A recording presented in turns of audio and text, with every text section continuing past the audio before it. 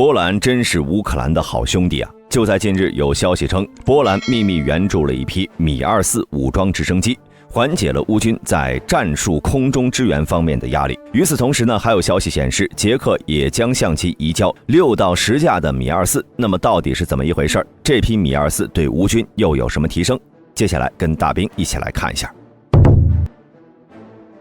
对于米24磁陆武装直升机，各位应该并不陌生。该直升机呢是前苏联在上世纪60年代设计并生产的一款武装直升机，与米28、AH-64定位为飞行坦克不同，米24武装直升机扮演的角色呢更像是飞行的步兵战车。它不仅拥有着各种强大的攻击型武器，还设计有机身中部的成员舱，可以搭载8人的步兵班，其使用方法与步兵战车如出一辙。与此同时，对于米24，乌克兰同样也很熟悉，因为在1991年苏联解体时，乌克兰曾经分到了229架各型号的米24，组成了一支非常庞大的武装直升机机队。可以说，当时就算是在世界上呢，该机队的规模都处于顶尖位置。只不过后来随着时间的发展，这些米24不断的退役报废，再加上乌东战争期间的消耗，截止到俄乌战争全面爆发之前，乌军立下的米24只有34架可用了，再加上近1年多以来的损耗，乌军的米24已经没有多少了，这就导致了乌军地面部队一直缺少近距离空中火力的支援。不过幸好，作为乌克兰的好兄弟，波兰出手了。就在7月9号，有消息传出，波兰将秘密向乌克兰捐赠约10架米24直升机。根据网上流出的图片和视频显示，目前呢，这些直升机正在前往乌克兰。由于波兰并不打算太过高调，因此并未使用直接飞行转场的方式，而是选择了由大型平板拖车公路运输。从图片中呢，各位能看出，这架米24已经被进行了运输拆解，以便装入平板拖车。至于这批米24的具体型号，大兵查阅资料后发现，波兰目前约有28架米24B D 型，都有可能援助给乌克兰。而之后，波兰武装直升机的缺口将由美制的 AH-64阿帕奇来填补。最重要的是，根据不确定的消息，捷克未来可能也将紧跟波兰的步伐，援助乌克兰6到10架米24直升机。在这些援助都到达后，乌军应该有大约25到30架的米24处于战斗状态。他们将改装美制的 APKWS 和 Hydra 70火箭，为乌军清除俄军短程防空系统，并提供高质量的低水平战术空中支援，为地面部队开辟前进道路，同时为运输直升机担负护航任务。那么讲到这里，可能有人要问了，为何波兰和捷克这次都援助直升机呢，而不是其他武器呢？这是因为乌军近期反攻速度放缓的原因之一，就是缺少空中火力。之前呢，乌军由于没有足够多的武装直升机，仅依靠数量稀少的米29、苏25、苏27，在面对俄军众多的防空系统时，并不能随意出动，对地面部队进行空中火力支援。这就导致了在反攻期间，乌军的坦克、装甲车时常会面临俄军武装直升机的打击。虽然豹2坦克被誉为世界顶尖坦克，但是在俄军各种反坦克武器的打击下，也出现了不小的伤亡。再加上俄军布置的大量地雷阵，这也就是为何现今不再出动装甲部队进攻俄军防线的主要原因之一。这样一来呢，反攻的进展就变得极为缓慢。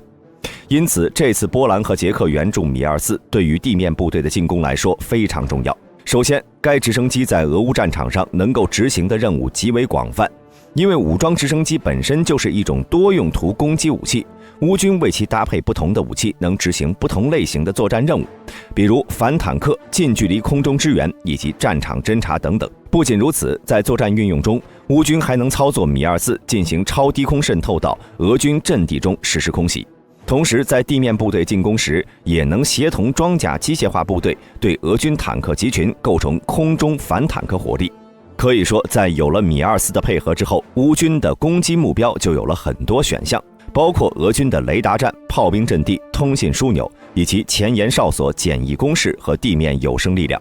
而且效率将达到此前的数倍。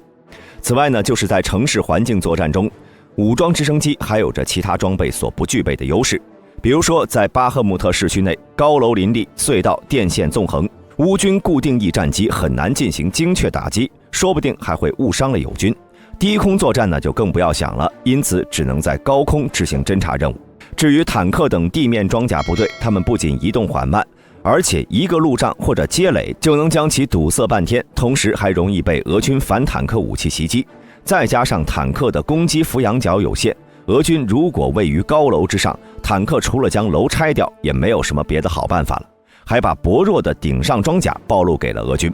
与之相比，米24就不一样了。作为一款武装直升机，它能在高楼之间自如穿梭，执行空中警戒、巡逻、空中威慑等任务。发现俄军目标后，还能对其选用相应的武器，实施定点清除、火力靶点和火力风控等任务。就算对方逃跑，还能进行空中追击。其实各位看越南战争就能理解了。在现今的很多军事专家眼中，越南战争就是一场直升机战争。当时美军的几千架 UH-1 修伊直升机，直接将一群每天只能步行几十公里的步兵，变成了每小时能移动数百公里的空中骑兵。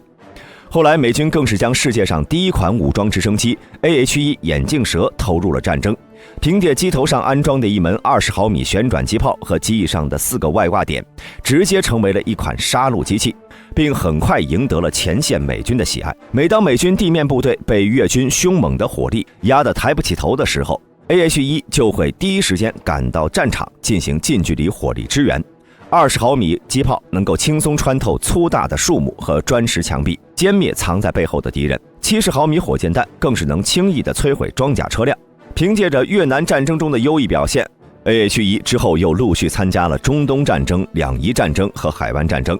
都取得了很好的战果，证明了武装直升机所提供的近距离空中火力支援对地面部队的重要性。这对于乌军来说也是一样的。另外，相较于之前一直寻求的固定翼战机，其实武装直升机才更适合现今的乌军。首先，相较于战机和轰炸机，武装直升机在现代陆上战争中更加不可或缺，特别是在应对那些重装甲集群、高防护火力点以及对地火力支援等方面。因此，各国都投入了大量资源发展属于自己的武装直升机。原因呢，主要有以下几点：其一，优秀的制空能力。在这方面，武装直升机基本上都可以在战场上任何高度位置悬停，并且长时间维持火力压制。只要所携带的弹药、油料充足，就能对敌方地面的武装装甲车、火力点以及武装人员进行持续的火力杀伤。在这方面呢，固定翼战机由于速度快，基本上只能执行一次性的火力打击。投弹后若想再返回战场，那就必须进行大半径的盘旋。因此存在一定的火力真空期，不能一直压制敌方的地面目标。其二，强大的战场环境适应力。在现实的战场上，其环境大都非常复杂，比如乌克兰就是丛林、沼泽、河流遍地。在这方面呢，武装直升机的起降基本上是不受战场环境的限制，只要有块稍微平缓的地面就能起降，所以可以尽量的往靠近作战区域部署，一旦有要求，就能在最短时间内飞抵战场，充当飞行炮兵，进行超低空短促打击，或在敌方不重视的地段展开突然和集中打击。与直升机相比，固定翼战机有太多的特定机场条件，如果是重型战机或者轰炸机，还需要从上千公里外奔赴战场，在响应时间方面呢，是远逊于武装直升机。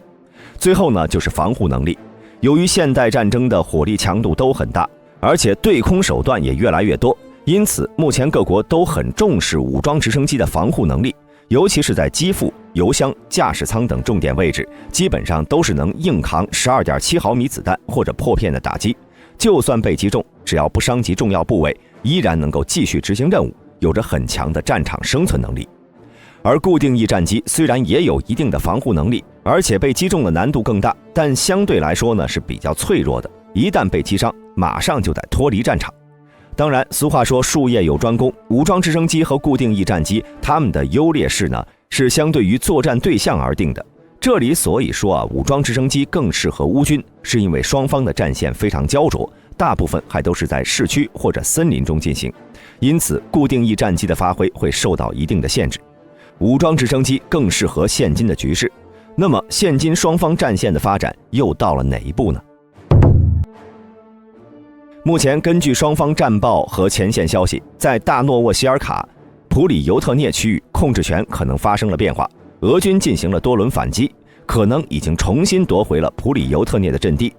而在马卡尼夫卡南侧的乌洛然涅区域，乌军则是继续向南发动小规模进攻，并未取得太大战果。整体来看呢，双方控制区域基本没有变化。